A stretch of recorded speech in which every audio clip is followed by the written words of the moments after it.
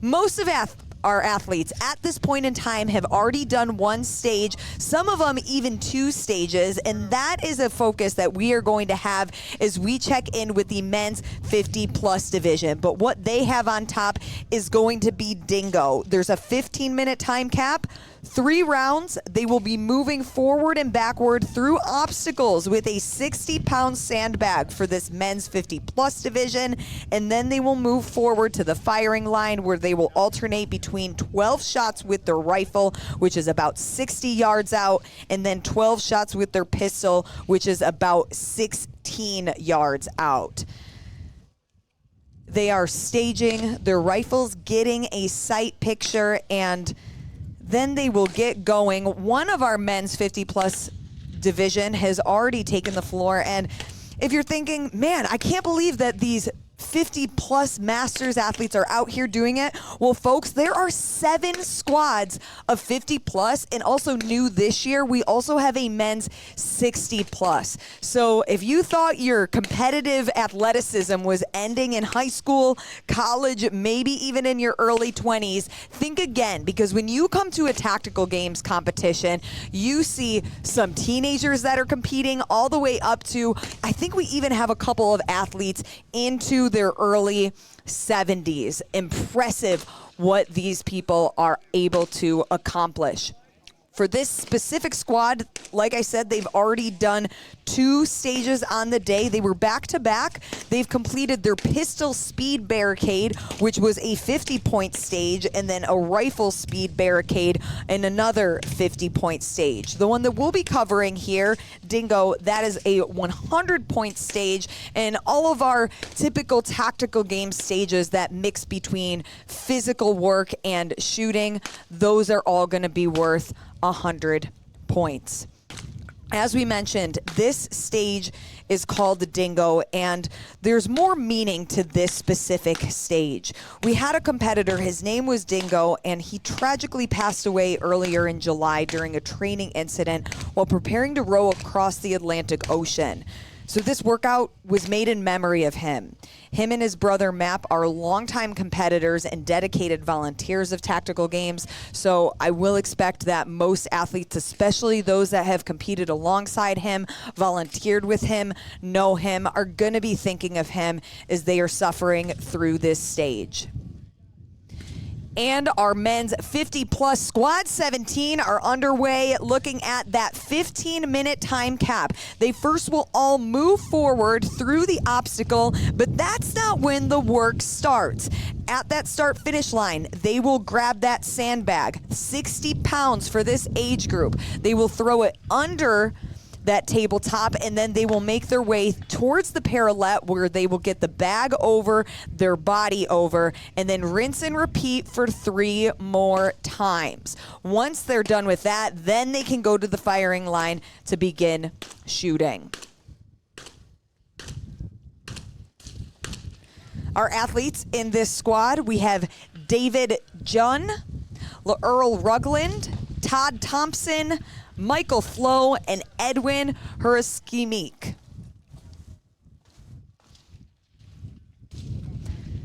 Just this day alone, 6 stages is what our athletes are going to be working through. So making sure you have a good recovery routine, making sure that you're eating enough, sleeping well, hydrating. Also, tactical games, we're outside in the elements. You don't have air condition. You can even hear right now, it's a little windy today, which I'm sure folks on the long range stage are having to figure out where exactly their holds are with the wind. We're out here all day, so making sure that you're taking that into consideration is incredibly important as they progress through all 14 stages of the weekend. Last year, we were just here for one day, but this year we spent the entire weekend out at Reverly Peak Ranch.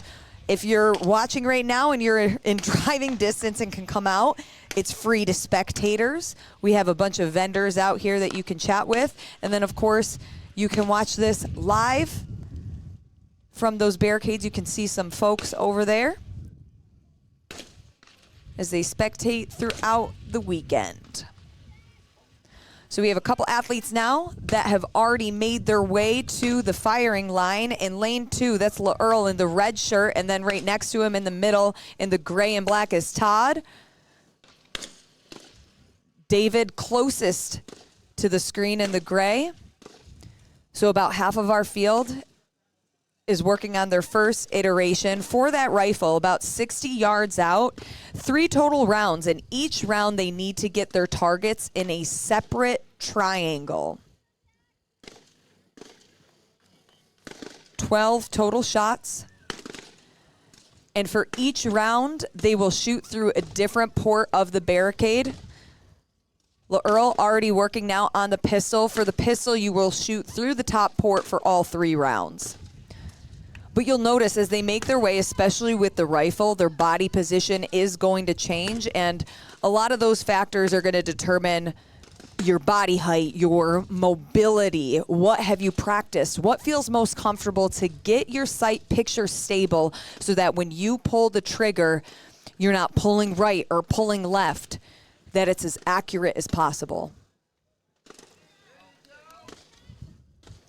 LaEarl is done clearing procedure, and now he will make his way into round 2 of 3.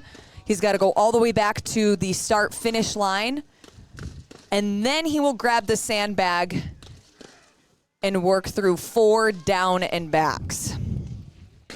Every time that they go away from the firing line, that's when they go under the parallettes and over the table. And then every time they go towards the firing line, which he's doing right now, that's when they go under the parallettes and then over the table. Last year, at our 2024 national event, LaEarl in the red shirt, he finished 2nd, and he was just about 3 percentage points behind first place. So we talk about how quickly these athletes are going to get done with the physical portion of the stages, but in order to know what their total time is and where they rank on that leaderboard, they also need to factor in their shots. For every miss, that's an additional 10 seconds onto their total time. So when you're looking at leaderboards that are just a couple percentage points away, transition time and whether you hit your targets is greatly going to factor those results.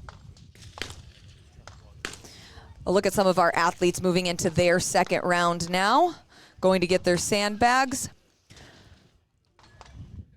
Which is important to note that not always the athlete who crosses the finish line first is going to be the winner. We really don't know until the papers, the targets, go back to our scoring team. They take a look at it, add it all up, and then it will be added into practice score. If you're not familiar with practice score, that's where all of our scores are put in. We have it on the Tactical Games website, tacticalgames.com. And as they start entering their scores, that's when a leaderboard is live. At Czech, before we started this, they didn't have the scores yet factored in for those 2 earlier speed barricade stages that this squad has done. But once that gets updated, I will be making some leaderboards for y'all so you'll know exactly where our athletes stand as they advance through the weekend. LaEarl already working onto his 2nd firing sequence at the firing line. Now he will be in that 2nd port, and we'll notice his body position changing a bit. Before he was taller on his knees, now he's in a position, you kind of lean forward on that hip crease and alternating your legs so you can get into the best position possible.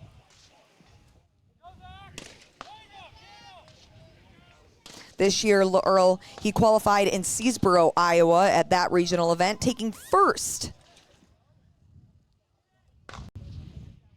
And now he has some company. That's Todd Thompson and also David Junn. So you're 1, 2, and 3 right in the middle. 1 all the way top of the screen in the black t-shirt, 2, and then closest to your screen in the gray, that is 3. You're 3 overall in this 2nd stage of the day.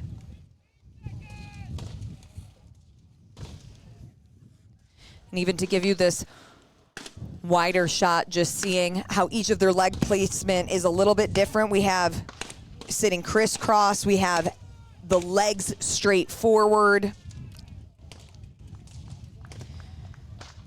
The more range time that you can get, or even dry firing in your backyard where it forces you to test different positions. We had Sal Hernandez, who is in our elite division. Unfortunately, he's not competing this weekend due to an injury, but he spoke about if you don't have access to a long range or you're trying to save money on ammo, a great way to practice with the rifle is actually using a chair and treating it like one of these barricades or implements. And there goes LaEarl. Now really picking up the speed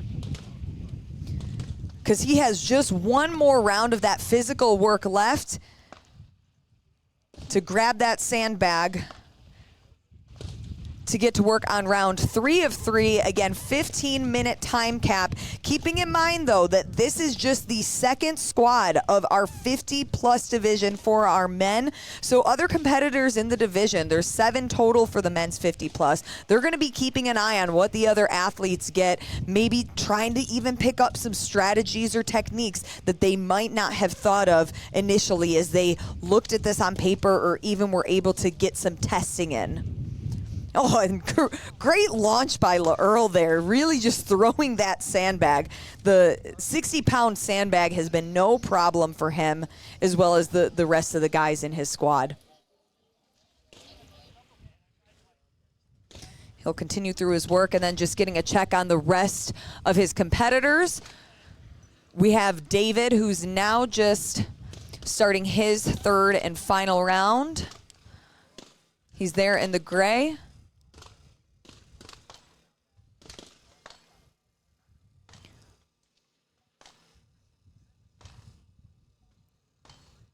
So it looks like David, Earl's on your screen, but David might have been able to pass Todd in the physical work. We'll know for certain once they get to the firing line.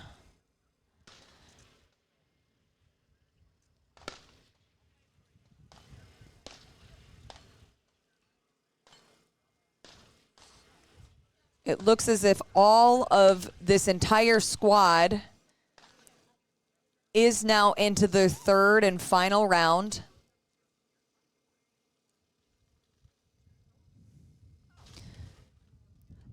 Earl grabbing his magazine, so he's done with the physical work for this stage. He'll just have 12 shots with his rifle and then 12 shots of his pistol, then have to run back, and he'll clock into time once he gets to that start-finish line.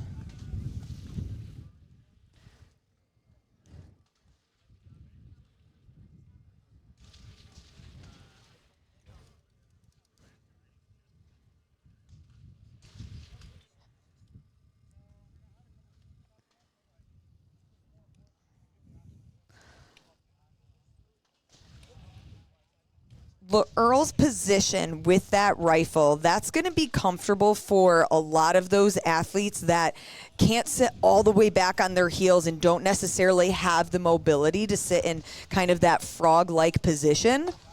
But he's able to use his elbow and prop himself up just enough to be able to see out of his rifle there. But then you'll also notice just a few seconds before, we had David that also made it to the firing line. So that's going to be your 1 and 2. Earl leads this squad 17 of your men's 50-plus, followed by David.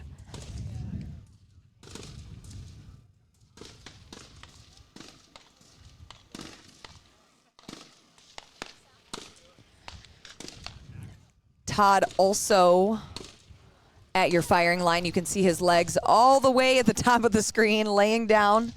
So he just got done with his rifle, and now the pistol. It honestly might be a race between Earl and Todd. Todd has made up a ton of time on the sandbag work, and he is now your leader. All he's got to do, clearing procedure done. He doesn't need the sandbag. He is going to run all the way back, and this should be enough to lock in a win as he crosses. And now it's a race between David and LaEarl.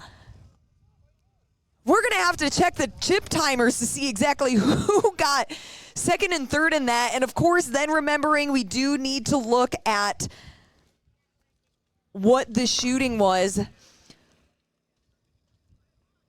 but David with an unofficial time of 11:47. So it truly was that final round that he gained time. And I don't know if it was a matter of Earl just wasn't aware of how close David was gaining on him, or if it truly was just the sandbag he moved a little bit more efficiently through.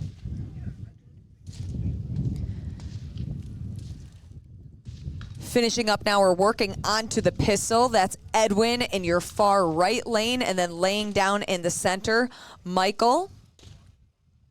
This is their last firing sequence.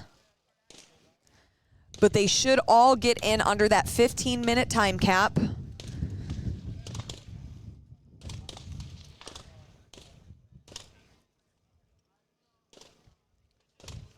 As 5 more squads are going to try to chase down David Junn's time, 11:47.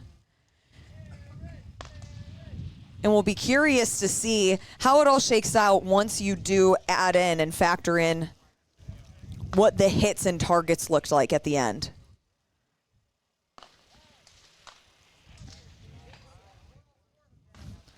Michael in under the time cap.